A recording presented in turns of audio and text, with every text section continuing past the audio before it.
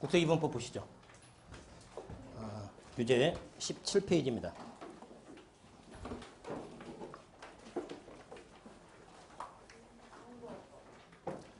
자, 목적하고요, 내용, 성격인데 이건 가볍게 보고 좀 가실게요.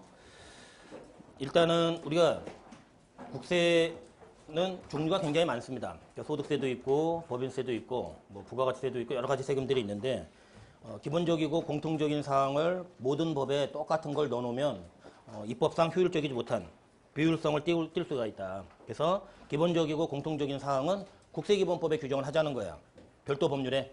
그래서 그걸 소득세도 적용하고 부가가치세도 적용하고 상속세도 적용하고 법인세도 적용하면 훨씬 효율적이지 않느냐.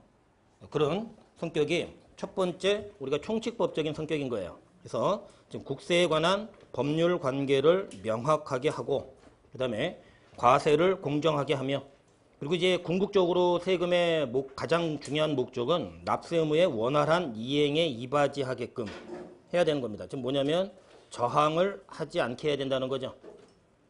그렇죠? 그러니까 지금 저항하지 않는 거는 크게 여러 가지 측면이 있지만 첫 번째는 공평하다고 느껴야죠. 그렇잖아요. 내가 이제 부당한 대우를 받고 불공평하다고 느끼면 불평불만이 생기고 저항을 할 수밖에 없기 때문에 그렇지 않게 하려면 공평하게끔 입법을 하고 그리고 법률 관계도 클리어하게 명확하게 하겠다는 거죠. 이게. 근데 2번 국세기본법의 내용인데 그 동그라미 1번은 기본적이고 공통적인 사항을 지금 일단은 국세기본법에 규정을 하겠다. 그 부분에 대한 거를 법인세, 소득세 똑같은 내용을 적지는 않겠다. 그거고요. 두 번째는 자 제가 소득세가 1억 원짜리 고지서가 날라왔어요. 난 1,000만 원이면 될 것 같은데 그러면 어떻게 이거를 구제받을 수 있느냐. 마찬가지로 아이파가 법인세 10억만 내면 되는데 50억짜리 고지서를 받으면 어떻게 해요? 그럼 어떻게 구제를 받아야 되느냐. 부가가치세 20억인데 100억짜리 날라오면 그것도 똑같은 방법이 되는 거 아니냐. 해서 불복 절차를 규정하고 있는 것도 개별세법에 규정하지 말고 국세기본법에 규정을 해가지고 소득세에도 법인세에도 부가가치세에도 그 구제받을 수 있는 절차에 대한 걸 적용하게끔 그렇게 끌고 가겠다. 해서 첫 번째는 기본적이고 공통적인 사항을 규정하고요. 두 번째는 위법 부당한 국세처분에 대한 불복 절차를 국세기본법에 규정을 함으로써 이제 효율적인 입법을 추구하는 거죠. 그렇죠? 자, 그렇게 보시고요. 자, 국세기본법의 성격입니다. 이와 같이 국세기본법은 국세에 관한 기본적이고 공통적인 사항을 규정하고 있다. 그게 이제 총칙법적인 성격이고요. 위법 부당한 국세처분에 대한 불복 절차를 규정하고 있는데 나중에 이제 보시게 될 거예요. 뭐 심사 청구나 심판 청구가 핵심인데 걔네들은 며칠 안에 제기를 해야 되고 어떤 절차를 거쳐서 며칠에 결정이 돼야 되고 뭐 그런 부분들이 나오는데 절차법적인 성격도 있다. 넘기시죠. 자, 이제 용어예요. 국세기본법상 용어의 정의인데 얘 2차용은 아니고요. 얘는 1차용이에요. 근데 지금 원래 용어라고 하는 거는 그 법이 제정되고 초창기에만 출제가 되는 게 원칙이에요. 근데 국세기본법상의 용어만큼은 지금도 출제가 됩니다. 1차 시험 객관식에. 왜냐하면 용어를 일단 정확하게 알아야 우리가 법률 관계를 명확하게 할 수 있죠. 그리고 굉장히 또 헷갈림, 틀리기 좋고. 그래서 이제 출제자들이 굉장히 좋아하는 파트 중에 하나다. 1차 시험 객관식이에요. 자, 용어 첫 번째 국세하고 세법이에요. 자, 이제 국세하고 세법인데 자, 우리나라 헌법에 세금을 부과 법에 의해서 해라. 근데 세금을 부과할 수 있는 주체는 딱 둘만 인정하겠다. 그게 국가하고 지자체예요. 예, 그리고 국민은 납세금을 진다. 이게 헌법 제38조예요. 이게 그래서 뭐 얼마 전에도 뭐 드라마 뭐 하나 시작하는 것 같아요. 38. 예, 그게 헌법 38조 조문 따온 거예요. 그 서울지방청에 가면 우리 서울시에 가도 38 기동팀이라고 있어요. 체납한 거 세금 추징하러 다니는 팀. 그 38이 헌법 제38조를 따온 거예요. 이게 그런 건데 이게 지금 그런데 우리가 지금 다루는 건 지방세를 다루는 게 아니라는 거예요. 우리는 국세를 다룬다. 지금 국세기본법이죠. 그러니까 세금을 부과할 수 있는 주체는 헌법이 딱 둘만 인정하는데 국가하고 지자체. 그중에 국가가 부과권을 행사하는 세금. 그게 국세예요. 국가가 부과권을 행사하는 거. 그러면 지자체가 부과권을 행사하는 세금은 지방세를 하는 거죠. 근데 이제 문제는 그러면 지금 내국세하고 국세는 크게 둘로 나누거든요. 내국세하고요. 관세. 내국세를 담당하는 게 국세청이에요. 관세를 담당하는 건 관세청입니다. 이게 그러면 지금 원래 세관을 통해서 들어온 돈도 대한민국 정부 국고에 돈이 들어오겠죠. 그렇잖아요. 그럼 그것도 인정을 할 거냐 말 거냐 여기서. 근데 지금 국세청이 관할하는 것만 국세기본법상 국세로 넣겠다. 원래 세법학 전체로 볼 때는 관세도 국세예요. 그래서 내국세, 관세 합쳐서 우리가 국세거든요. 그러나 국세기본법상 국세에는 내국세만을 의미하겠다. 그러니까 관세청이 담당하는 건 빼고 얘기하겠다 이거죠. 이게 그래서 지금 국세는 종목과 우리가 세율을 규정하고 있는 거예요.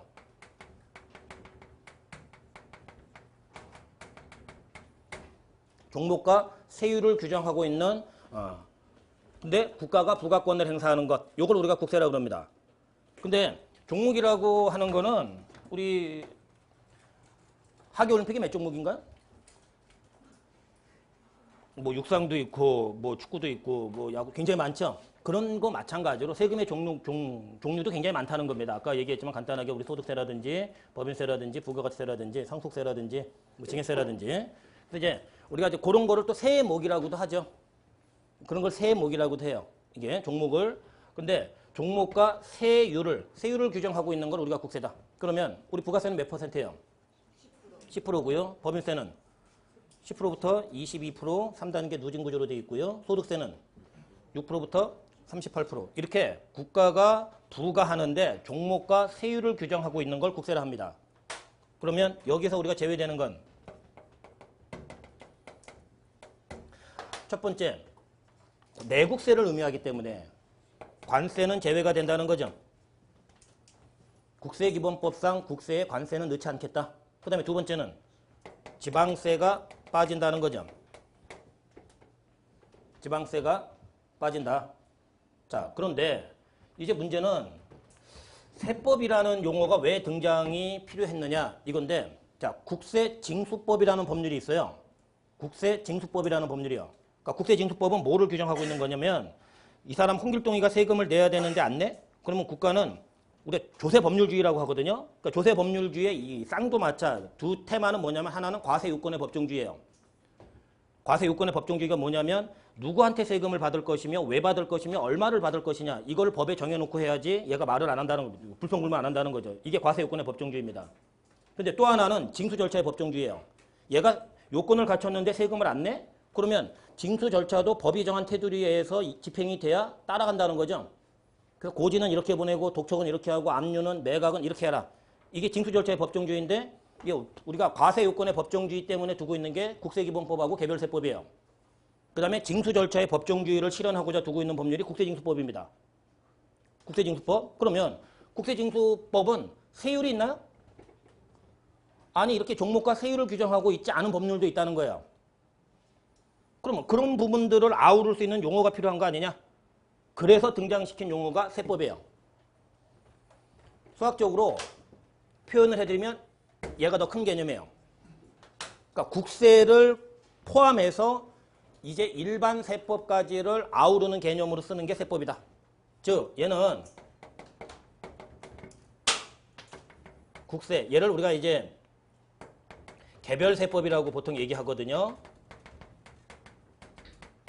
종목과 세율을 규정하고 있는 거. 그러니까 법인세는 개별세법이에요. 소득세도, 부가가치세도. 그런데 여기에 일반세법, 세율을 규정하고 있지는 않고 일반적으로 세법과 관련해서 규정하고 있는 법률을 우리가 일반세법이라고 그래요. 그럼 한번 판단해 보세요. 조세특례제한법입니다. 너 카드 쓰면 이만큼 소득 공개해 주겠대요.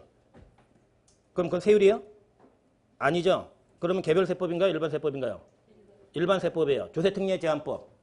또 제가 사회적으로 중대한 죄를 저질렀어요. 그러니까 세금은 내가 경미하다 그러면 그냥 가산세 맞는 거예요.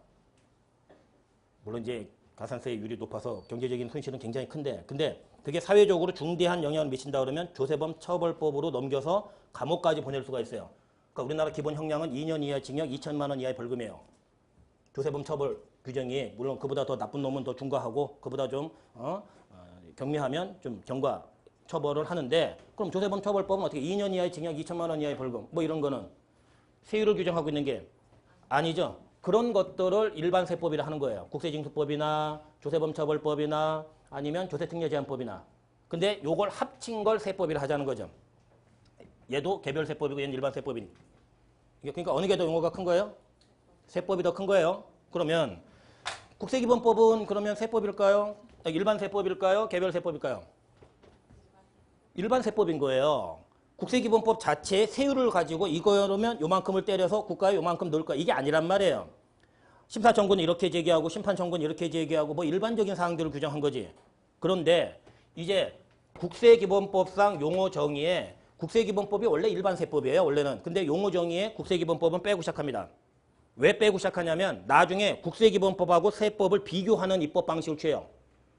국세기본법하고 세법을 비교 방식을 취해서 국세기본법이 우선해? 아니야. 세법이 우선해. 이런 입법 방식을 취하려면 어떻게 해요? 국세기본법을 세법에서 빼와야 이런 비교 방식이 통하는 거죠. 그래서 입법 기술상 국세기본법을 제외시킵니다.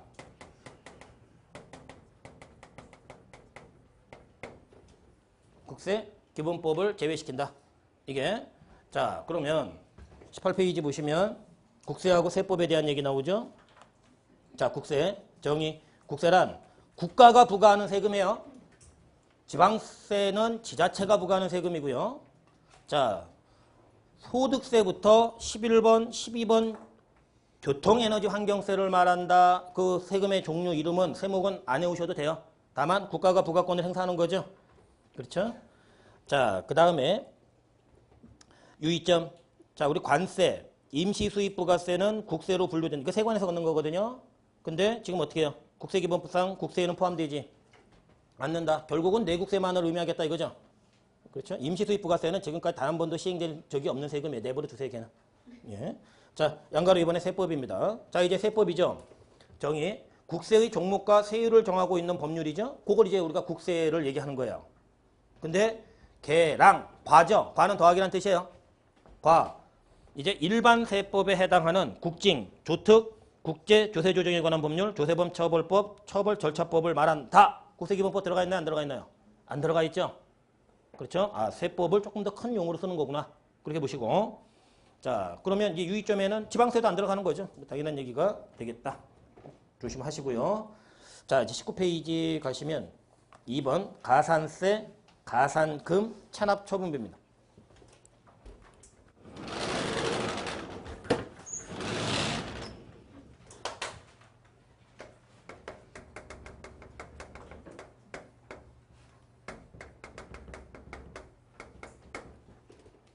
가산세 얘기는 나중에 좀 자세히 보시게 되는 시간이 있을 거예요. 뒷파트에서. 근데 가산세는 현행 우리나라 세법이 어떤 방식을 취하냐면 세금 계산서와 관련된 가산세는 뭐랑 관련이 있는 세금이에요?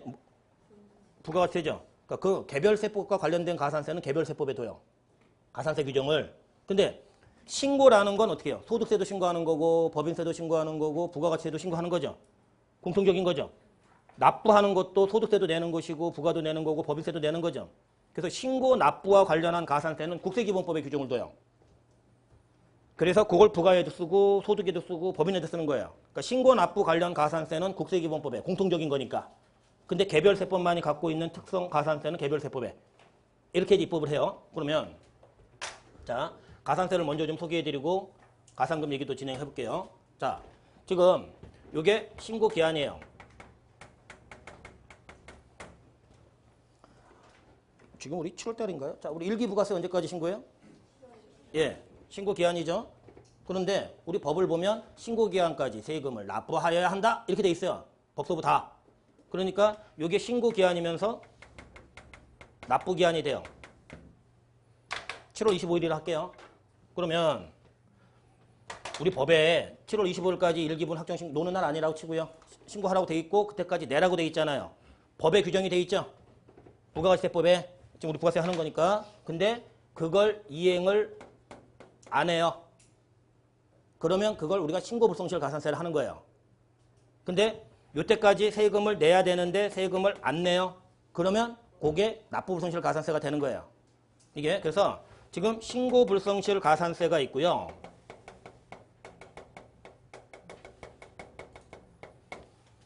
근데 성실하지 않으니까 때린다는 거죠.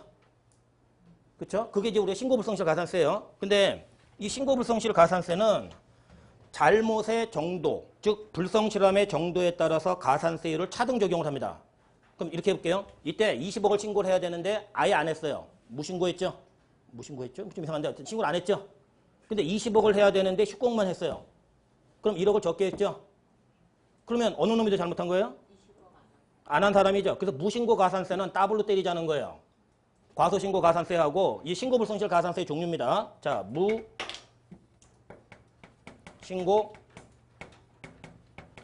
과소신고예요. 이거는 잘못의 정도예요. 잘못의 정도. 자, 과소신고인데 문제는 이것도 우리가 문제를 삼아요. 제가 10억만 환급 받아야 되는데 옛날에 20억을 환급 받았으면 어떻게 해요? 환급을 얼마를 더 받았어요? 초과 환급이라 그래요. 그건. 다시요. 나는 20억을 내야 되는데 10억만 냈어요. 과거에. 그럼 얼마를 덜 냈죠? 그건 과소신고라고 하는 거예요. 그러니까 내가 내야 될 걸 덜 냈다? 그럴 때는 과소신고의 개념이 되는 거고요. 내가 환급 받아 먹을 것보다 옛날에 더 받아 먹었다? 그럼 초과 환급이 되는 거예요. 그럼 결국은 금액적으로는 똑같죠. 둘 다 10억. 그렇죠? 그래서 초과 환급 신고 가산세가 좀 정확하게 정교하게 하자 해서 구분해서 써요. 그러면 이제 무신고 가산세는 세액의 20%를 원칙으로 해요. 세액이 만약에 세금 1,000만 원이면 얼마예요? 무신고 가산세가. 세액이 내야 되는 게 1,000만 원인데 신고를 안 한 우리 납세의무자는 200만 원 되는 거예요. 이게 입법이 다 많이 차이가 나는 게 개별세법은 가액의 몇 프로, 1%, 뭐 이렇게 입법을 하는데요. 우리 국세기본법 신고납부 불성실 가산세는 세액의 몇 프로 이렇게 해요. 근데 세액이 없으면 가산세 있어요, 없어요? 이렇게만 하면 없죠. 그래서 세액이 없더라도 신고는 시키려고 둘 중에 큰 걸 시켜요. 수익 금액의 10,000분의 7이든 10,000분의 14를 때려가지고 세액이 없는 애도 가산세를 맞게끔 신고를 안 하면. 근데 지금은 그냥 크게 보시는 거예요. 가산세 나중에 자세히 볼 때 그 말씀 드리고 기본적으로는 세액의 20%다. 그런데 이쪽은 세액의 10%를 때리는 거예요. 그러면 내야 되는 세금이 1,000만 원이면 가산세 얼마입니까? 100만 원 되는 거죠. 2배죠. 무신고가. 그런데 이제 부정신고를 할게요.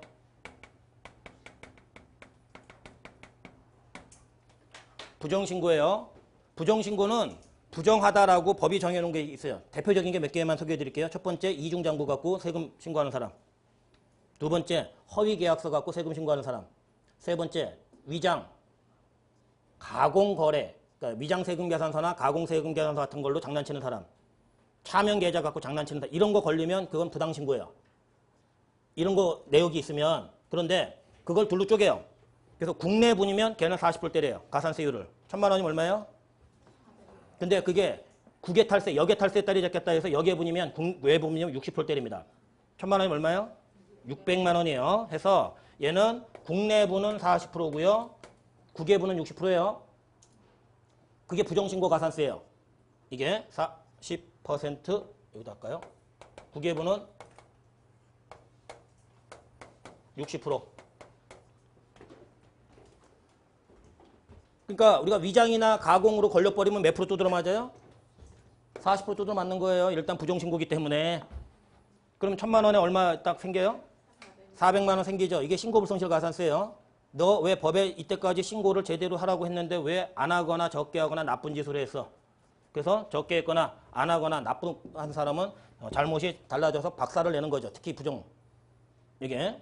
자, 그런데 신고서만 잘못 들어간 게 아니라 납부가 지금 안 돼 있는 거죠. 그렇죠? 그러면 납부는 언제 내는가 보자. 이렇게 끌고 가요. 납부는 언제 내나 보자. 그러면 이제 A가 요때 냈어요. B가 요때 냈고요. 누가 더 잘못이 큰가요? 국가 입장에 국고에 손실을 끼친 자가 A예요, B예요? B죠. 아, 이때 돈이 들어왔어야 되는데 요때라도 낸 놈은 요때 낸 돈보다 어떻게 국가의 경제적 손실을 더 크게 끼친 거죠. 그래서 얘한테 더 큰 죄를 물어요. 그게 납부 불성실 가산세입니다.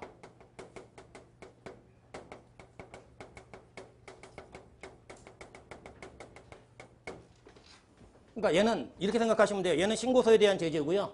얘는 납부서에 대한 제재예요. 왜? 법에 납부기한까지 내라고 했는데 너 안 내? 아, 그럼 너 혼나. 이렇게 하는 거예요. 그런데 이 납부불성실 가산세는 이런 방식으로 끌고 가는데 어떻게 적용을 하냐면 세액의 일수를 때려요. 그러면 A는 요만큼 두드려 맞는 거죠. 요 일수만큼. 그렇죠? 근데 B는 이 일수만큼 두드려 맞는 거죠. 그러니까 어디가 더 커요? B가 훨씬 많은 거죠. 그런데 여기에 하루에 0.03%를 때립니다.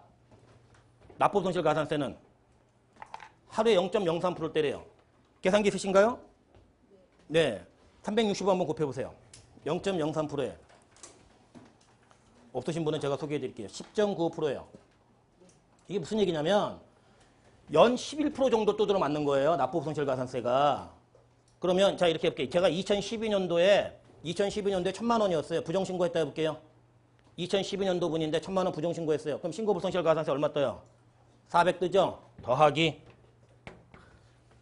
납부불성실 가산세인데 연 11%니까 4년 전이니까 어바웃으로 갈게요. 44% 때려볼게요. 얼마죠? 440. 두 개 더하면 이게 일단 신고 납부불성실 가산세 840 놓고 시작하는 거예요. 그리고 세금 계산서 어쩌고 저쩌고 쭉쭉 들어가는 거죠. 이게 가산세가 엄청납니다. 제가 볼 때는 이 부분에 대해서는 너무 좀 과한 감이 있지 않느냐. 이거 지금 대한민국 이자율이 지금 정기예금 이자율이 1%밖에 안 되는데 이거는 무슨 국가가 지금 뭐 사채놀이를 하는 건지 이게 너무한 거 아니냐라고 하는데 뭐 반드시 뭐 법을 안 지켜서 지키게 하려면 좀 엄한 제재가 있어야 되는 거 아니냐 뭐 얘기하는데 지금 뭐 이렇게 해요. 근데 다시요. 무신고나 과소신고는 보통 납부를 안 했겠죠. 자 이번에 이렇게 할게요. 제가 과거에 20억을 환급 받아 먹었어요. 10억만 환급 받았어야 되는데 그럼 얼마 초과 환급 신고했어요? 그럼 그 10억 원에 10% 두드러 맞는 거예요. 그죠? 그리고 나는 이제 납부를 불성실한 게 아니라 환급을 불성실하게 받아 먹은 거죠 옛날에. 그래서 그때는 환급 불성실 가산세라고 하는 거예요. 그때는 환급 불성실 가산세를 하는 거예요. 그러면 10억에 또 일수 때려가지고 0.03% 때리는 거죠. 그러니까 지금 환급 불성실 가산세는 보통 뭐하고 매칭하는 거예요? 초과 환급 신고하고 보통 매칭하는 거죠. 신고 불성실 가산세 중에. 그렇죠? 지금 그렇게 끌고 가는 거예요. 그래서 지금 법에 부가가치세법에 이때까지 신고해라. 근데 너 엉뚱하게 그럼 때리겠다. 그게 가산세예요. 법에 이때까지 내라고 했는데 안 내. 그런데 때리겠다. 그게 가산세예요. 성실한 의무 이행을 담보하는 제도입니다. 법에 정해놓은 걸 지키지 않으면 본세에다가 가산세를 얹어서 추가로 세금을 내야 된다는 거죠. 이게 행정제재입니다.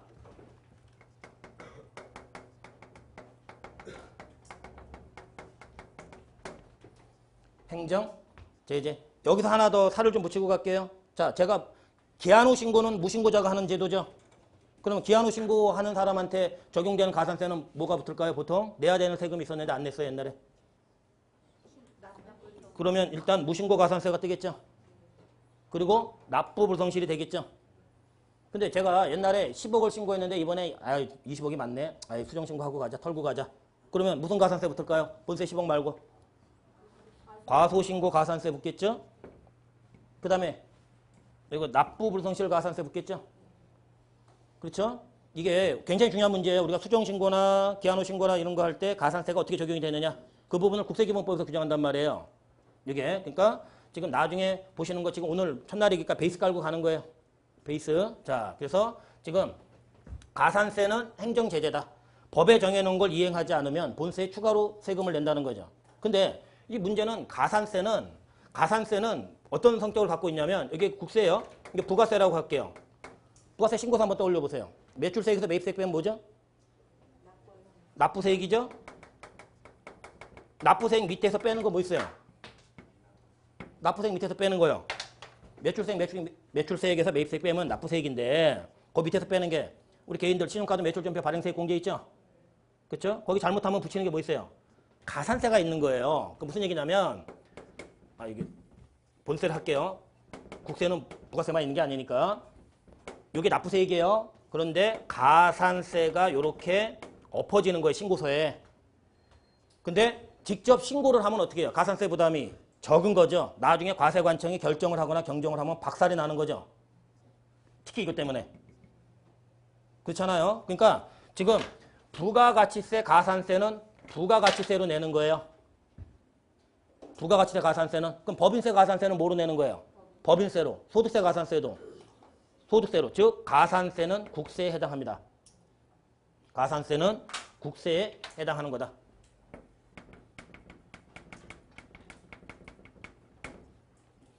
가산세는 국세예요. 이게 그러면 불성실하니까 때리는 거죠? 그렇죠? 자, 이제 가보죠. 얘가 신고기한이에요. 그러면서 납부기한이에요. 자, 이때 고지를 합니다. 신고 납부를 안 했어요. 그래서 국세청이 지금 결정해서 고지를 하는 거예요. 그러면 지금 고지를 할 때는 국세, 즉 본세에 가산세 합한 거를 고지한다는 거예요. 그러면 납부불성실 가산세는 이렇게 요 날까지 계산해 갖고 날린다는 거죠. 요 날까지 계산해서 날리는 거예요. 납부불성실 가산세 일수가 나와야 되니까. 그러면 이제 우리가 고지서가 날라오면 고지서에는 납부기한이 있어요, 없어요? 있죠. 고지서상에 납부기한이 있어요.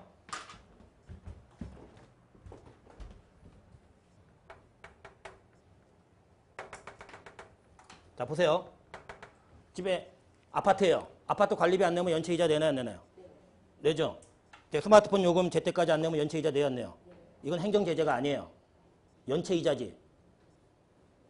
대한민국 정부하고 국세청하고 지자체만 때리는 게 아니라고요.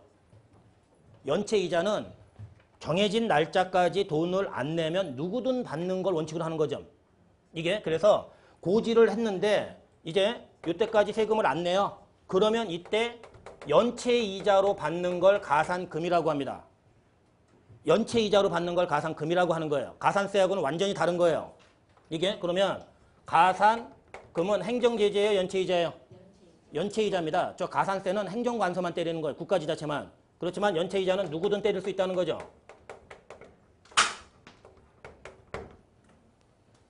연체이자예요. 그런데 지금 아까 일수를 언제까지 카운트했어요? 납부불성실 가산세? 요 보내는 날까지 카운트했다는 거죠. 그러면 이 기간만큼은 지금 어떻게 해요? 일수가 들어가요, 안 들어가요? 안 들어간단 말이에요. 그래서 대한민국 정부가 손해보는 건 곤란하다 해서 이때 날짜까지 세금이 안 내면 일단 3%를 때립니다. 연체이자로. 그게 일반 가산금이에요. 일반 가산금. 그러면 이 금액에 3%를 때리는 거예요. 연체이자로. 이게 그러니까 지금 연체이자 3%를 지금 때리면 이것도 굉장히 세죠. 이게 뭐 며칠이나 되겠어 이거. 이게 며칠이나 되겠냐고요 이게. 근데 지금 연이자율보다도 세죠. 엄청나게 제재를 받는 거예요. 그런데 이제 문제는 요 날짜까지 세금을 안 내요. 요 날짜까지 세금을 안 냈는데 3%를 부담하는 걸로 연체이자 가산금을 때리는 걸로 끝나면 이때 내는 A나 이때 내는 B나 연체이자가 같아요, 달라요? 같죠? 그래서 그건 곤란하지 해서 이제 이때부터 한 달이 지날 때마다 늦게 내놓은 놈 더 박살내게 연체이자 더 받게 한 달에 1.2%씩 때려요. 그걸 중과상금이라 그래요. 이제 3%를 때리고 월 1.2%씩 추가로 때리는 걸 우리가 중과상금이라 그래요. 중과상금이요. 이게 그러면 이제 월 1.2%씩 때리는 이 중과상금은 60개월 한도입니다.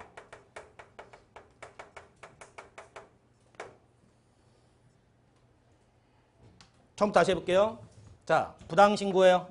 여기에 탈세분은 아니에요. 60%까지 가면 얼마나 가슴 아프겠어요. 그럼 신고불성실 가산세 몇 프로예요? 40%. 이거 4년 전 거예요. about 납부불성실 가산세 몇 프로예요? 44%. 그럼 지금 84% 떴죠? 그렇죠? 자, 안 냈어요. 끝까지 가보자. 자, 60개월 한도입니다. 1.2% 때려보세요. 72%. 일반 가산금 3% 더 해보세요. 1,000만 원에, 이게 1,000만 원이었죠? 아까 1,000만 원인데 가산세가 얼마였어요? 84%. 1,840이죠? 거기에 몇 프로요? 75%까지. 이게, 그러니까 본세 1,000만 원 때문에 지금 어떻게 해요? 가산세, 가산금이 지금 2,000만 원, 1,000만 원 넘어가죠? 그렇게 돼 있는 거예요. 이게 우습게 보실 거 아니에요. 엄청난 제재입니다. 이게 나중에 이렇게 가끔 뵈면 아주 망가지시는 분들이 있어요. 이것 때문에. 이게 그래서 지금 가산금은 연체이자로 받는 거. 이게 국세가 아니에요. 국세로 받는 게 아니에요. 그냥 가산금 연체이자로 받는 거지. 아파트 자치위원회 우리 저희 아파트 뭐지? 입주자 대표 회의 뭐 이런 데서 받는 거 있잖아요. 그런 걸 연체이자로 하는 거지. 무슨 가스 요금, 무슨 뭐 핸드폰 요금 뭐 이런 거. 그러니까 엄청나게 때린다는 거죠. 예. 해서 지금 결국은 총 75%가 한도다.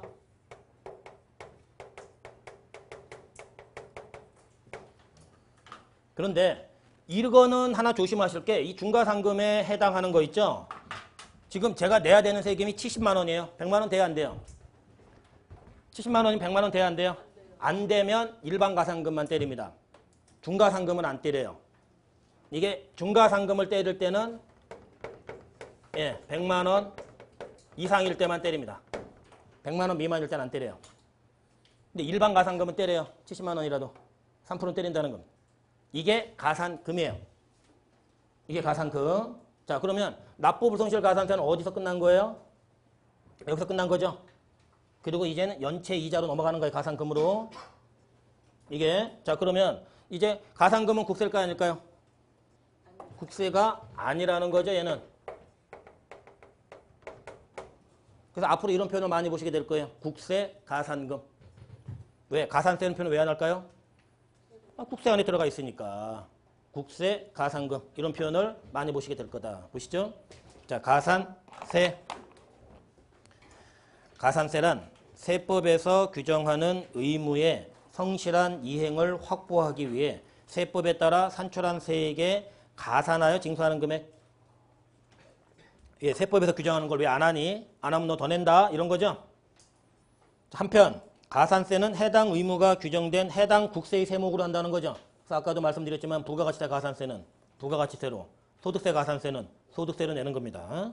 예컨대 법인세법에 규정되어 각종 가산세를 두드러 맞는다면 법인세를 걷는 거라는 거죠. 그런데 감면할 땐 포함시키지 않겠대요. 이게 무슨 얘기냐면 지금 이렇게 해볼게요. 얘가 홍길동이에요. 근데 이제 본세가 1,000만 원이에요. 근데 뭐 어쩌고 해갖고 얘가 가산세가 지금 100만 원이에요. 근데 대한민국 정부가 이 50% 깎아주겠대요. 세금을. 50% 깎아주겠대요. 그러면 지금 만약에 감면할 때도 얘를 국세에 포함시키면 1,100에 50%를 깎아서 550만 원만 내게 하죠. 그러면 법을 어겨서 제재한 가산세 100만 원이 50만 원만 집행되는 결과가 생기죠. 그럼 우리가 제재 효과가 어떻게 해요? 줄죠. 그건 곤란하지. 감면할 때는 가산세는 감면 대상 국세에 포함시키지 않는다는 겁니다. 이게 그러면 얘만 깎아주겠다는 거죠. 50% 감면이라고 가정한 거예요. 자, 그러면 우리가 세무사가 얼마 받는 거예요? 요거 50% 깎아주니까 500. 얘는 안 깎아주니까 100. 그러니까 600을 받는 거죠. 그렇죠? 감면할 때는 가산세를 포함시키지 않는다. 그건 조심하셔야 돼요. 낼 때는 가산세가 국세에 포함되지만 깎아줄 때는 감면 대상 국세에 포함시키지 않는다. 여기에 감면 대상에 넣지 않는다.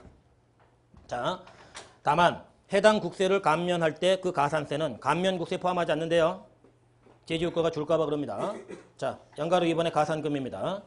가산금은 국세를 납부기한까지 납부하지 아니한 경우에 국세징수법에 따라 고지세액에 가산하나 징수하는 금액. 이게 일반 가산금 얘기하는 거야. 3%. 과 납부기한이 지난 후 일정 기한까지 납부하지 않은 경우에 그 금액에 다시 가산하여 징수하는 금액. 이게 이제 중가산금이죠. 한 달이 지날 때마다 1.2%씩 때리는 60개월 한도래요. 100만 원 미만일 때는 안 때린대요. 그렇죠? 연체이자로 받는 걸 얘기하는 거구나. 성격이. 그렇습니다. 자, 이제 그렇게 우리가 이제 보시고요. 이제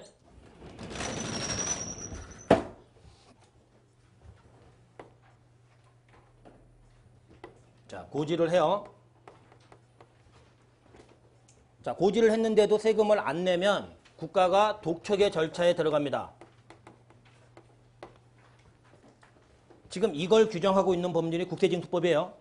이걸 규정하고 있는 법률이. 자, 그런데 독촉을 해도 세금을 안 내요. 그러면 국가가 압류를 합니다.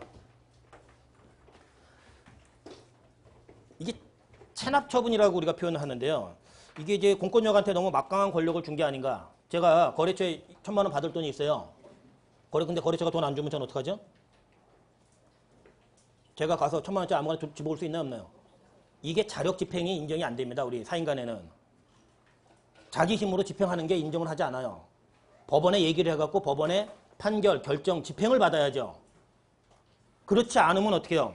그렇지 않고 돈 있는 사람, 힘 있는 사람이 여기 정글도 아니고 이게 그런 문제가 있기 때문에 자력 집행은 허락하지 않는 게 지금 법체계의 기본 원칙이에요. 그런데 지금 공권력, 국가 권력하고 지방자치단체죠. 세금을 거둘 때는 법원에 영장 없이요. 수색권을 줘요. 압수수색 영장 없이요. 와서 수색을 할 수 있습니다. 그걸 자력 집행이라고 그래요. 법원에 영장 없이 와갖고 뒤지는 걸. 근데 압류는 뭐냐면 처분에 제한을 거는 거거든요. 자, 지금 아이파가 50억의 세금을 내야 돼요. 그러면 50억의 세금을 안 내가지고 고지 독촉했는데 이제 압류해요. 그럼 압류하러 여기 올 거 아니에요? 그럼 돈 되는 금괴 같은 거 있으면 어떻게 해요? 골드바 뭐 이런 거 있으면 가져가는 거예요. 압류의 방법은 점유하는 겁니다. 세무서 갖고 가버리는 거예요. 가끔 그래서 이제 텔레비전 같은 데 나오잖아요. 뭐 부자 누군데 체납한 게 몇백억인데 갔더니 에르메스 가방 수십 개, 양주 수십 병, 그다음에 그 골프채 갖고 가면 돼요. 그게 압류하는 방법이에요. 두 번째. 근데 그런 거 다 짱 박아 놓으면 어떻게 해요? 부동산 같은 건 건물, 토지는 갖고 갈 수 있어요, 없어요? 없으니까 그건 등기부에 걸어 놓는 거예요. 우리가 침발랐다. 압류 2억 뭐 이렇게 걸어 놓는 거예요. 부동산은. 그래서 동산은 가져가고요. 부동산은 그게 등기부에 걸어 놓는 게 압류예요. 처분 제한을 걸어 놓고 나중에 팔아 가지고 세금 챙기는 거죠. 압류 매각을 하는 거죠. 그래서 세금을 챙기는 겁니다. 근데 지금 자력 집행이 개입되는 게 어디예요? 자력 집행이 시작되는 게 압류부터죠.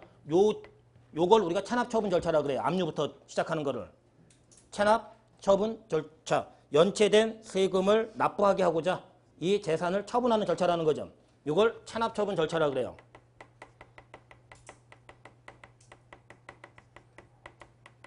이게 강제성을 띠는 거죠. 그렇죠? 근데 얘는 임의적 징수 절차고요. 자력 집행권이 개입되어 있지 않은 상황이죠.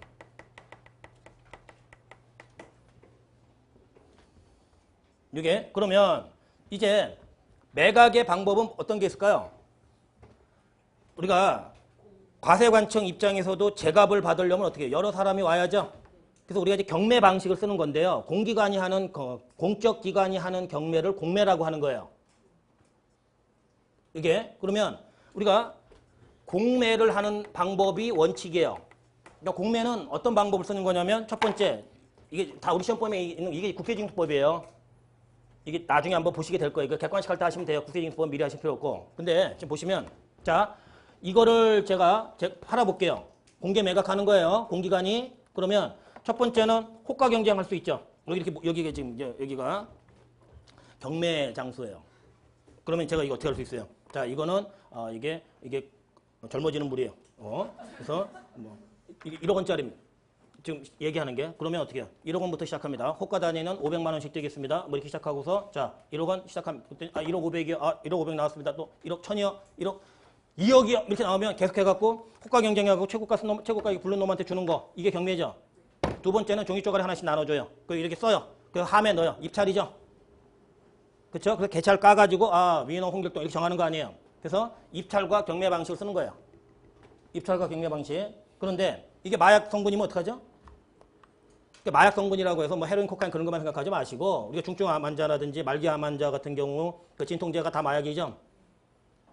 다 마약이란 말이에요. 이게 뭐 그런 건데 그러면 그거를 공개적으로 매각해서 최고가 쓴 놈한테 최고가 부르는 놈한테 줄 수 있어요, 없어요? 없죠. 그러니까 일부 제약회사 몇 개 불러다가 니네 사라. 이게 수의계약이에요. 수의계약 이게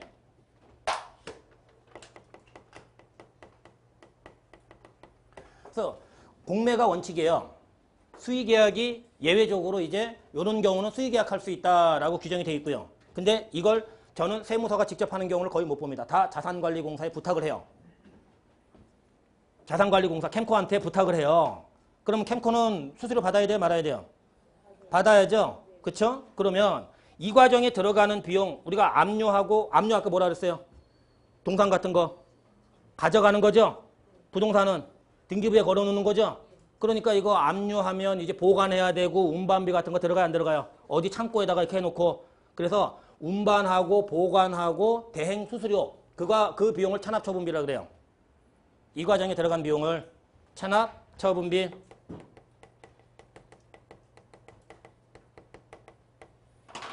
자, 대행 수수료 들어갈까요, 안 들어갈까요? 들어간다. 대행 수수료 포함이에요.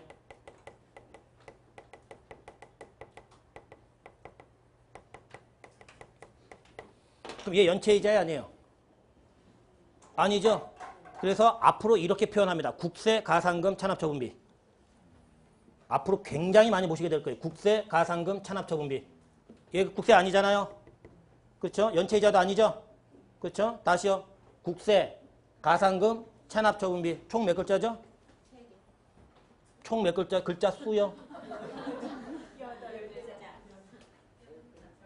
국세, 가산금, 체납처분비.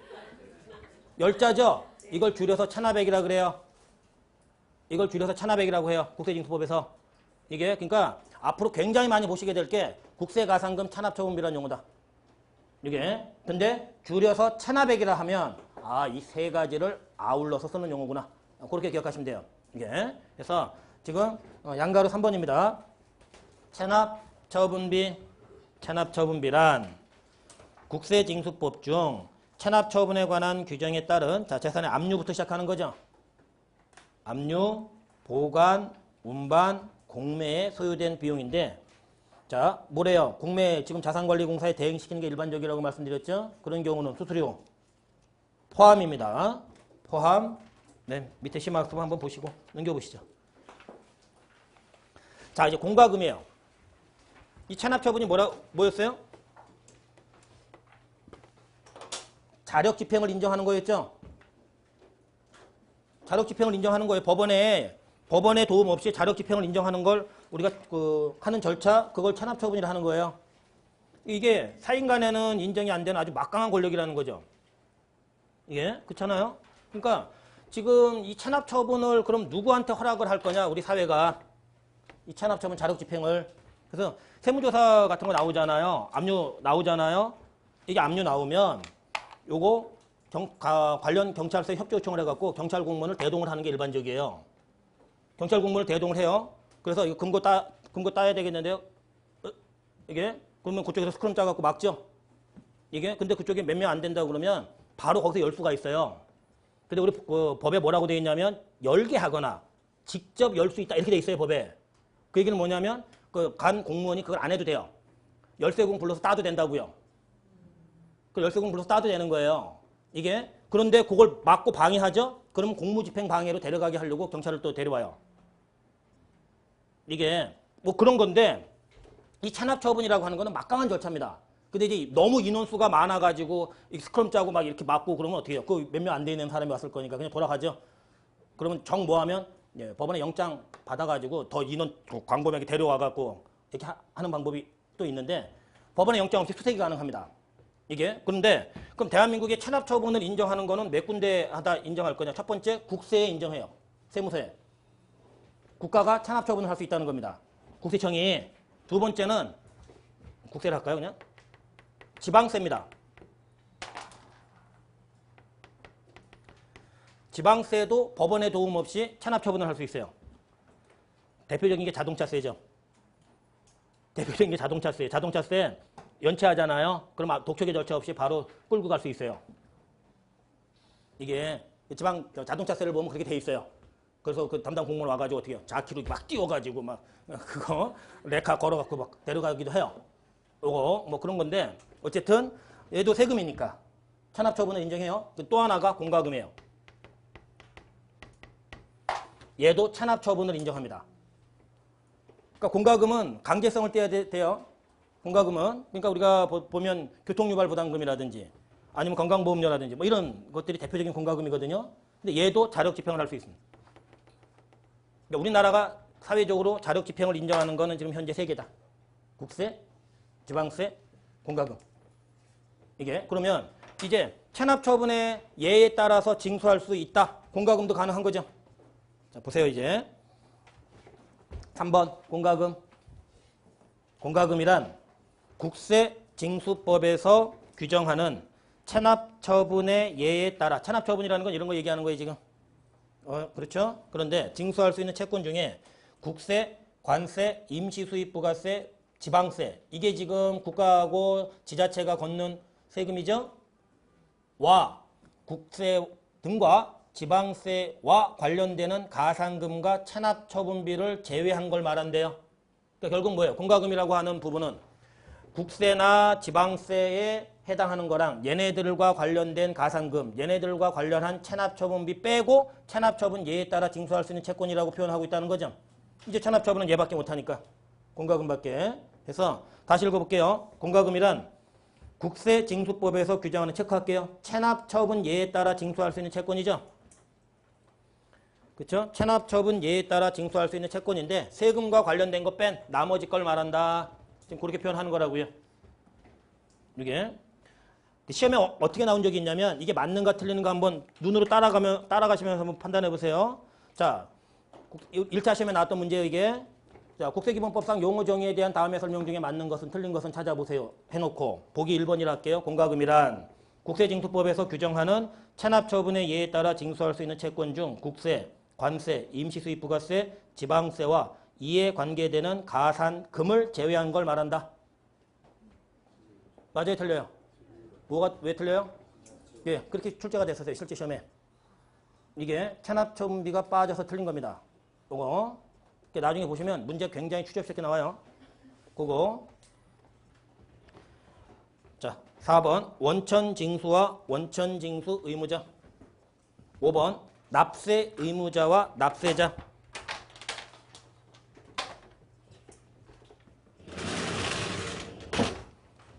자, 여기 알파예요.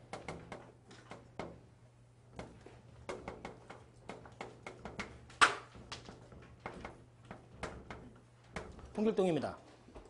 자, 지금 소득이에요. 알파 직원 홍길동이에요. 그러면 근로소득이에요. 원천징수 대상인가 아닌가요? 근로소득은? 원천징수 대상이죠? 그렇죠? 그럼 소득세 납세의무자는 누구죠? 소득세 납세의무자요. 홍길동. 근데 소득세는 근로소득에 대해서 원천징수하라고 돼 있나요? 원천징수하라고 돼 있죠? 그렇잖아요? 그러면 알파는 돈 주면서 세금을 띄고 줄 의무가 있네요. 그리고 그 띈 세금을 국가에 낼 의무가 있죠? 그래서 얘를 일컫는 용어가 뭐예요? 원천징수 의무자죠? 원천징수 의무자하고 납세 의무자가 같을 수 있어요? 없어요? 없죠? 주면서 띄는 건데. 그렇죠? 같아요? 달라요? 시험에 나왔다고요. 납세 의무자에 원천징수 의무자가 포함된다. 맞아요? 틀려요? 홍길동에 알파가 포함돼 말이 되냐고요? 말이 안 되는 거예요. 이게 알파하고 홍길동은 별개라고요. 그런데 야, 그럼 얘네들을 아우르는 용어가 필요한 거 아니냐? 그래서 등장시킨 용어가 납세자예요. 그러니까 납세자는 수학적으로 표현하면 원천징수 의무자 더하기 납세 의무자인 거예요. 납세자가 큰 거예요? 납세 의무자가 큰 거예요? 납세자.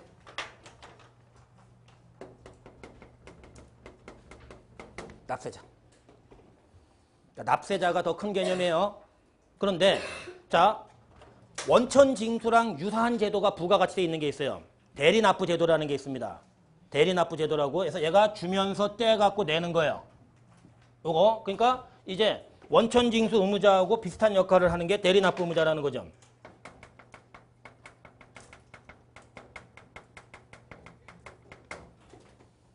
돈 주면서 떼갖고 내는 게 있어요. 부가가치세도. 아직 공부 안 하신 분 계실 수 있으니까 나중에 보시고요. 자, 그런데 이 둘을 합쳐서 우리가 뭐라고 표현하냐면 징수납부 의무자라고 하는 거예요. 돈 주면서 뛴다 해서. 그리고 그걸 국가에 낸다 해서 징수납부 의무자다.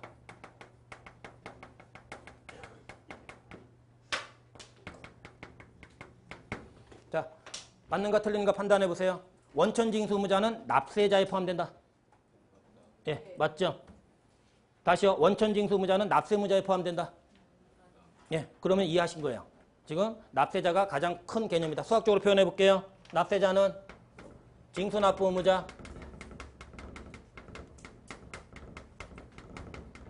더하기 납세무자가 되는 거죠. 그렇죠? 자, 세법이 컸어요? 국세가 컸어요? 세법이 컸다. 납세자가 커요? 납세무자가 커요? 납세자가 크다. 그죠? 자, 4번 양가로 1번, 반가로 1번. 원천징수는 세법에 따라 원천징수 의무자가 국세를 징수하는 걸 말합니다. 근데 돈을 둘 때 그 국세에 대한 가산세까지 반영해서 원천징수하는 건 불가능하죠. 그렇죠? 따라서 관계되는 가산세는 빼고 돈, 보통 주는 돈 혹은 소득금액에 일정 원천징수세율을 적용해서 떼는 거 아니에요? 그렇죠? 자, 내려갑니다. 원천징수 의무자. 원천징수 의무자란 법인세법이나 소득세법에서 규정한 일정한 소득이나 수익금액을 법인이나 거주자에게 지급하는 자. 원천징수 의무자는 원천징수세액을 징수해서 과세당국에 납부를 해야 된다. 내려갑니다. 납세 의무자. 납세의무자란 세법에 따라 국세를 납부할 의무인데 가로 국세를 징수하여 납부할 의무 체크할게요. 포함인가요? 제외인가요? 제외다. 제외다. 보시고요. 자, 내려가실까요? 양가로 2번 납세자. 납세자란 납세 의무자와 세법에 따라 국세를 징수하여 납부할 의무를 지는 자라는 거죠. 그러니까 납세자가 더 큰 개념이구나. 그렇게 이해하시고. 다음에 다음 페이지 가시죠. 과세표준과 과세표준 신고서. 자, 이때 우리가 이제 신고를 하는 거죠. 이걸로 이용하죠. 자, 보세요. 이때 우리가 신고를 합니다. 그러면 세액이 나와야죠. 세액이 나와야 신고하고 납부할 거 아니에요. 그렇죠? 그런데 세액은 과세표준에다가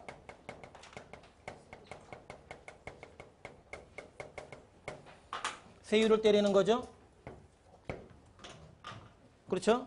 그런데 지금 세액은 이렇게 나와야 돼요. 금액으로. 화폐 가치로 이렇게 표현이 돼야 됩니다. 그래서 세금은 금전 납부 원칙이에요. 또 세금은 금전 납부 원칙입니다. 근데 옛날에는 우리가 조자가 뭘 쓸까요? 조세라고 할 때 조자가 곡식을 얘기하는 거예요. 그러니까 옛날에는 화폐 경제가 발달하지 않으니까 어떻게 해요? 화폐 경제가 발달하지 않으니까 물납을 원칙으로 했다는 거죠. 옛날 시대에는. 근데 이제 그 곡식이 없으면 뭐 비단으로 내고 아니면 무슨 뭐 특산물로 내고 그런 거 아니에요. 이게. 근데 지금 화폐 경제가 발달한 현대 경제에서는 세금을 물건으로 내는 걸 원칙으로 안 합니다. 지금 현재 대한민국이 물납을 인정하는 국세는 상속세하고 종부세밖에 없어요. 증여세도 물납을 안 받습니다. 그러니까 왜 물납을 안 받냐면 두 가지 문제가 있어요. 첫 번째는 납세의무자가 악용을 할 수가 있어요. 무슨 얘기냐면, 자, 제가 아이파인데 생수 만들어서 파는 회사예요. 근데 이번에 법인세 한 20억 내야 돼요. 근데 물납을 받으면 어떻게 해요? 이거 안 팔려. 야, 주워버려줘. 국세청에. 재고자산 정리의 수단을 활용할 수가 있습니다. 두 번째는 건물이나 이런 걸로 만약에 우리가, 저도 해볼까요? 제가 소득세 내야 되는데 물납을 받으면 어떻게 해요? 100만 원을 내야 돼요. 그러면 어떻게 해요? 한 15년 전에 결혼할 때 산 냉장고 130만 원 주고 샀는데 갖고 가. 그리고 난 바꾸죠. 내년 소득세 신고 때는 쇼파를 바꿔볼까? 뭐 이렇게 하는 거고. 그렇잖아요. 그러면 평가에 문제가 또 생기죠. 야, 네가 10년, 15년 전에 130만 원 주고 산 걸 지금 100만 원, 내가 30만 원 깎아줬잖아. 뭐 이렇게 하면 어떻게 해요? 이 싸우는 거예요. 시끄러. 돈으로 갖고 와. 그래서 어떤 나라든 금전납부 원칙입니다. 근데 이제 상속세는 부득이한 경우가 있다는 거예요. 상속세는 부득이한 경우, 종부세는 오래 없어질 거예요, 물납이. 상속세만 남을 거예요, 물납은. 왜 상속세는 물납을 부득이하게 받아주냐면 아버지가 갑자기 돌아가실 수 있죠. 근데 내가 상속 재원을 마련하지 못하고 근데 아버지가 또 아주 부자세요. 부동산 1,000억, 유가증권 한 2,000억 해갖고 3,000억 물려받은 거예요. 그러면 내가 지금 현찰은 없고 상속세 한 500억 내야 되면 어떻게 해요? 건물로 낼 수도 있죠. 땅으로 낼 수도 있고 그런 유동성 확보가 곤란한 시점이 있을 수 있다면 그런 건 부득이하니까 받아준다는 거고 어쩔 수 없이 그렇지 않은 경우 소득세, 법인세 이런 물납 없어요. 부가세 이런 건 물납 없습니다. 이게 그러니까 금전으로 표시가 돼야 돼요. 그러면 자 이제 이게 금액이에요. 요렇게 표현하는 방법이 있죠. 그렇죠? 자, 지금 얘가 과표가 금액이에요. 그러면 세율을 퍼센트로 이런 방법을 생각할 수 있죠. 그런데 세율을 금액으로 하고 이걸 양으로 끌고 가는 방법을 생각할 수도 있죠. 과표를. 그죠? 자, 부가가치세 세율 몇 프로죠? 과표 금액이죠. 법인세 세율 몇 프로죠? 10%, 20%, 22%. 과표 금액이죠. 소득세도 퍼센트 금액이죠. 이런 걸 종가세 방식이라고 해요. 종가세, 과표가 금액으로 표시가 되는 거. 그런데 세율을 금액으로 표시해 볼게요. 나중에 합격하시면 골프장 가실 일이 많을 거예요. 그 골프장에 가장 많이 출입하는 업종 중에 하나가 세무사예요. 예. 그래서 정권 바뀌고 그러면 초창기에 협조 요청이 와요. 좀 자제해달라고. 이게. 근데 왜 그런 걸 자제해달라고 그래요? 내가 가서 친다는데. 이게 이제 그런 건데, 왜냐하면 세무사는 본인이 직접 많은 신고를 안 해요. 가서 이제 확인만 하고, 뭐 이렇게 하고, 뭐 특히 부가나 뭐 이런 것들. 이게. 뭐 그러니까 시간이 많아요. 그러니까 큰 돈은 못 벌어요. 근데 이게 조금 시간적인 유도리가 있어요, 이게. 낮에 할 게 없어요. 그 세무사, 저도 옛날에 왜 세무사를, 이게 왜 한 거냐면, 아니, 저 양반은 세무사인데 연세가 좀 많은데 한 12시, 11시 반 되면 출근하세요. 법인에. 그리고 이렇게 신문 보시다가, 야, 거래처 사장님 만나 점심 먹으러 간다? 그리고 한 2시 반쯤 전화가 와요. 야, 사무장 퇴근시켜. 사장님, 뭐, 세무사님, 난 그냥 갔다가 집에 가야지. 사무실 30분 신문 보러 와요. 사무실에. 그러듯 굴러가요. 그런 측면이 있어요. 이게 직원분들이 대부분 아주 많은 일을 해주시기 때문에 이게 그러니까 자기는 이제 확인만 해두면 되거든요. 저거다. 뭐 그런 생각을 했던 거죠. 이게 그런 것도 있어요. 보이고 사인할 신만 있으면 할 수 있어요. 또 죽을 때까지 할 수 있는 거예요. 이게 변호사가 법정에 가서 변론하는데 나이 80 먹어서 하겠어요? 70대까지는 어떻게 몰라도 80 넘으면 힘들죠? 근데 이건 뭐 이렇게 해가지고 하면 돼요. 이게 장점이죠. 요새 그 국회의원들, 보좌관들, 식구들 데려다 놓은 거 뭐라 그러잖아요. 그건 세금으로 가니까 문제가 되니까 그런 거고. 그건 맞죠? 세금, 지돈 갖고 해야지. 영국 애들 같은 경우는 식구들을 쓸 때 무보수로 일을 시켜요. 국회의원들은. 왜냐하면 왜 세금을 니네 식구들한테 주냐 이렇게 나오는 거거든요. 이게 그렇게 흘러가거든요. 근데 이 세무 이쪽 대리하시는 분들은 사무실에 직원분이 있는 경우가 굉장히 많아요. 이게 뭐 그게 없는 이만 못하다 뭐 그런 만도 있긴 있지만 어쨌든 뭐 그런 부분이 있는데 왜냐하면 세무사가 밖으로 도니까 자꾸 믿을 만한 사람 하나 사무실에 놓고 싶어 하는 거거든요. 사람 심리가. 이게 뭐 그런 건데 뭐 어쨌든 그런 것도 있지만 골프장에 그래서 낮에 많이 가요.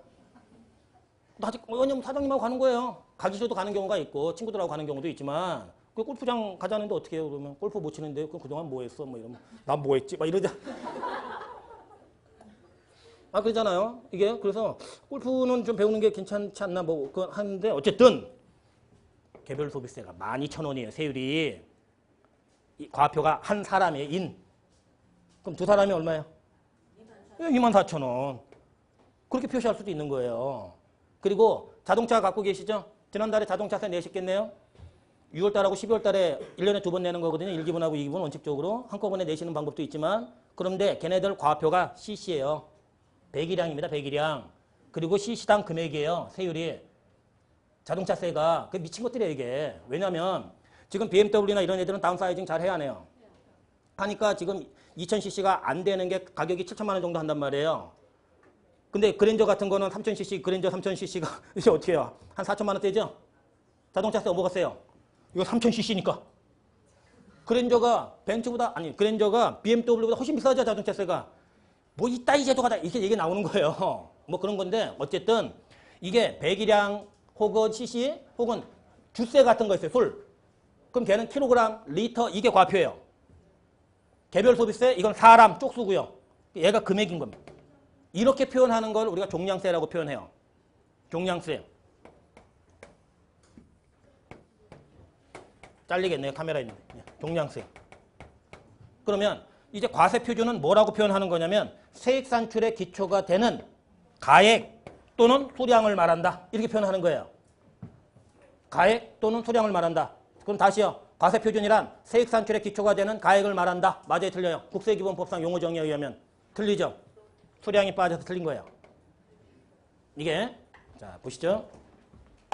과세 표준이란 세법에 따라 직접적으로 세액 산출의 기초가 되는 과세 대상이 체크하실까요? 수량 또는 가액을 말한대요.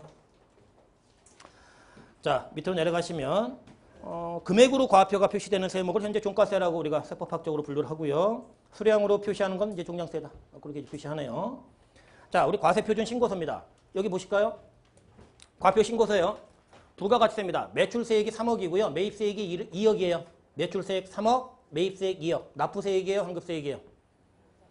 납부세액. 두 번째요. 매출세액 2억, 매입세액 3억이에요. 환급세액. 자, 과표 신고서에는 납부세액만 표시하는 게 아니라 환급세액도 표시가 되는 것이다. 그거예요. 자, 과표 신고서인데 과세표준 신고서란 국세의 과표와 국세의 자체과시가 납부 환급에 관한 필요한 사항을 기재한 신고서라는 거죠. 납부에 관한 사항만 기재한 신고서가 아니라고요. 환급과 관련한 것도 과세표준 신고서에 들어가는 거다. 다음, 세무공무원입니다. 국세기본법에서 세무공무원이란 다음에 잘해요. 일반적인 경우, 자, 국세청장. 현재 전직 말고요. 현직 집행기관의 수장이시죠? 몇 분이세요? 한 분이죠? 그렇죠? 국세청장은 현재 전직이요. 전직 말고. 집행기관의 수장이 국세청장. 근데 지방청장은 현재 10분 남짓 안 되죠? 서울지방청, 중부청, 뭐 대구청 해갖고 이렇게 한 10분 정도다. 그렇게 보시고요. 세무서장님은 지금 한 130분? 120여 개, 126개인가 아마 세무서가 그럴 거예요. 이게. 그 정도 세무서장. 그 다음에 그 소속 공무원은 이제 거기서 이제 일하시는 직급에 따라 이제 급수는 다르겠지만 그런 분들, 이게 우리가 얘기하는 세무공무원이죠. 일단 일선 공무원분들부터 쭉 올라가서 국세청장까지. 그렇죠? 그런데 국세에 관한 사무를 세관장이 관장하는 경우도 있다는 겁니다. 무슨 얘기냐면 지금 이게 한국이에요. 이렇게 재화가 들어옵니다. 그러면 수입 재화에 대한 부가세 누가 걷어요? 세관에 부탁을 주고 있단 말이에요. 세관에. 그렇죠? 여기 세관장이 물론 이제 소속 공무원이 하시겠지만 세관장이 수입자한테 부가세 받는 거죠. 그럼 네가 무슨 권한으로 지금 부가세를 달라고 하냐? 이렇게 우리가 주장을 할 수 있죠. 이의를 제기할 수 있죠. 그래서 국세에 관한 사무를 세관이 지금 소속 공무원이 할 때는 그자는 국세에 관한 세무공무원으로 봐주겠다는 별도 규정을 두는 거예요. 이게 부가가치세 주로 때문에 있다. 이렇게 보시면 돼요. 국세에 관한 사무를 세관장이 관장할 때 그 세관장, 그 소속 공무원까지 국세기본법에서 얘기하는 세무공무원에 넣어주겠다는 거죠. 부가세 업무를 해야 되잖아요. 그렇죠? 다음. 아까 우리가 찬합처분을 하는 게 뭐부터 찬합처분이라는 표현을 쓴다 그랬어요? 압류. 근데 매각을 보통 직접 한다 그랬습니까? 자산관리공사에 부탁한다 그랬어요. 그렇죠? 그러면 네가 뭔데 국세에 관한 찬합에 대해서 자산관리공사 니네가 그 직원들 시켜갖고 그걸 매다 팔어. 야, 그 일을 할 때는 자산관리공사 직원도 세무공무원으로 넣어주면 되지. 라고는 한 거예요. 이게. 자, 그렇게 보시고요. 법정신고기한은 뭐 그렇고. 9번 정보통신망, 전자신고. 정보통신망이야 말 그대로 정보통신망이고. 다음 페이지. 전자신고는 말 그대로 전자적인 방법을 이용해서 신고하는 거죠. 걔네들은 뭐 시험에 나온 적은 없고요. 그게 뭐 문제될 게 없으니까. 특수관계인입니다. 특수관계인이란 본인과 다음 어느 하나에 해당하는 관계에 있는 자를 말한다.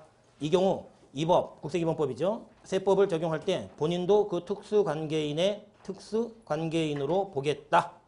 쌍방관계라는 겁니다.